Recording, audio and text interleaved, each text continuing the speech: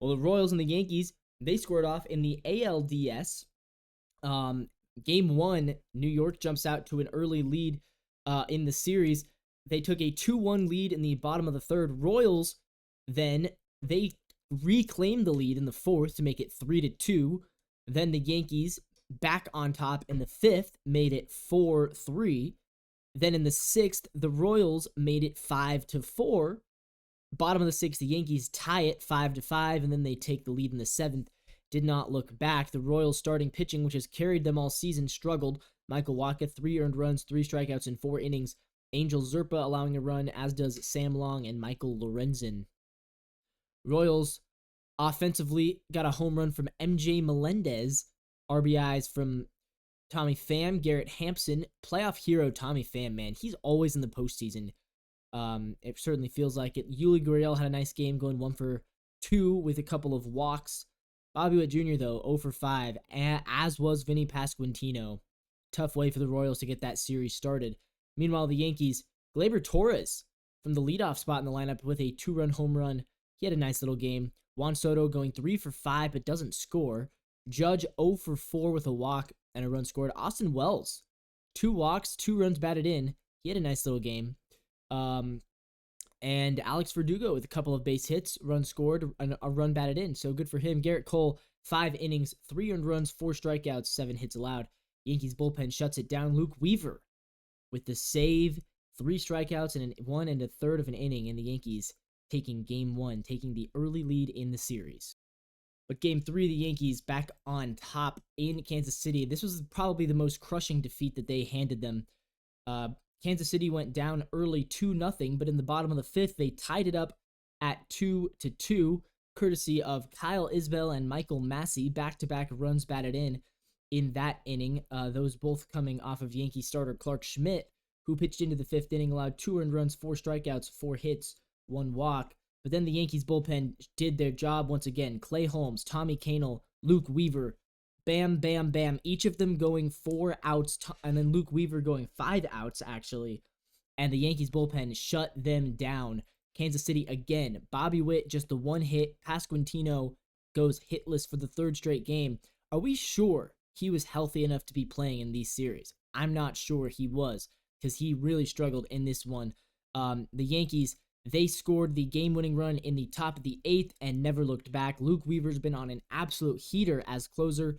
Yankees runs coming off the courtesy of the bat of Giancarlo Stanton, who had a home run, 2 runs batted in, 3 hits. He had a great game 3, really putting the Yankees on his back. The veteran DH who has had an up-and-down career, up-and-down season. The past few seasons, he's been getting older. He's been struggling to find that, that dynamic ability that he used to have with the Marlins. Still has a lot of power, though, and he proved it.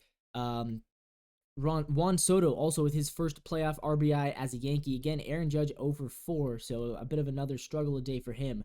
But the Yankees claiming game 3, and that was, I think, the big gut punch, because I think the Royals thought they could win game 3 at home, and then the worst case scenario is they're playing a game 5 in New York. But instead, they lost game 3, and it set up a crazy game 4.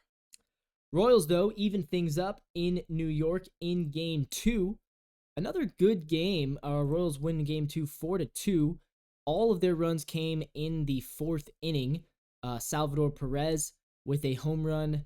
Michael Garcia with a run batted in, as did Tommy Pham with another one, and Garrett Hampson with another one. So, very similar group of guys who were contributing. Once again, though, Bobby Witt Jr., Vinny Pasquantino, both going hitless in this game. Cole Reagans pitched well, 4 innings, 1 earned run, and the bullpen shut it down. Angel Zerpa, John Schreiber, Chris Bubik, and Lucas Ekerg.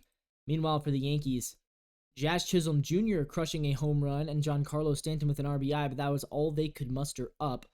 Aaron Judge, again, he did get the 1 hit, going 1 for 3, had a very, he had a fine series.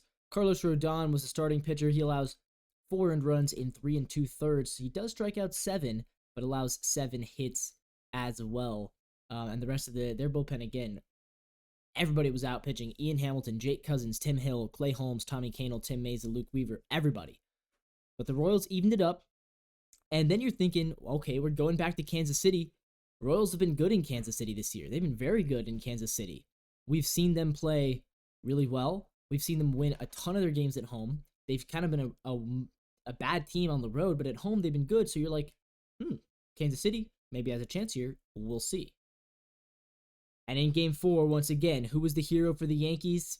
It was Giancarlo Stanton in a 3-1 win. Giancarlo Stanton, well, actually, it wasn't really Giancarlo Stanton. He did go 2 for 3 with an RBI, but he wasn't the only one. Juan Soto also with an RBI, Gleyber Torres with another RBI, but Giancarlo Stanton, he had the most RBIs for the Yankees in this series, had a great game. Again, 2 base hits, a walk, 2 for 3 in that game. Judge going 1 for 2 with 2 walks and a run scored, so he finally kind of started to do some stuff for them. And Garrett Cole, he was the game's MVP. 7 innings pitched, 1 earned run, 4 strikeouts, 6 hits. The Royals just couldn't muster up anything on him. Vinny Pasquantino did crack an RBI, his first base hit of the series, and Bobby Witt Jr., his second base hit of the series, scored their lone run. But ultimately, it wasn't enough. Michael Wacha pitched well, only allowed the 2 earned runs. Their bullpen did their job. They didn't allow any runs out of the bullpen, but the Yankees with a 3-1 win. And once again, it was Luke Weaver and Clay Holmes, those bullpen dynamite pieces. Clay Holmes, who got moved out of the closer role because he'd been struggling so much. Well, now he's the best setup man in baseball, and Luke Weaver might be the best closer in baseball. Another perfect 9th inning, 2 strikeouts, no hits, no walks, and the Yankees advance to the ALCS with a 3-1 series win and a 3-1 final game win over the Kansas City Royals.